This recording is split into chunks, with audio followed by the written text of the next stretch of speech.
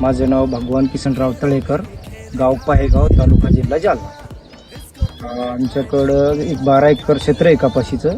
त्यापैकी मी आपलं तुळशी कंपनीची कबड्डीच्या 2 बॅग आहे आणि कुस्तीची सुद्धा एक बॅग आहे. मला ही कबड्डी, कुस्ती आणि रेनबो याचे एक बॅग बी आहे, पण त्या खूप चांगल्या वाटल्या मला. बोंडाची साईज चांगली आहे. मी 2-3 वर्षापासून एकच बॅग करत होतो, पण मागच्या वर्षी थोडे रिझल्ट चांगले दिसले, म्हणून मी पुन्हा डबल यावर्षी वाढवलं. मला म्हणजे दुबार पिकाला सुद्धा कामी येते हे क्षेत्र. यंदा इतका जास्त पाऊस असून सुद्धा माझ्या कपाशीनं कलर सोडलेला नाही. त्याच्यामुळं मला हे कबड्डी म्हणजे खास करून माझ्या आवडीचं वाण झालेलं आहे.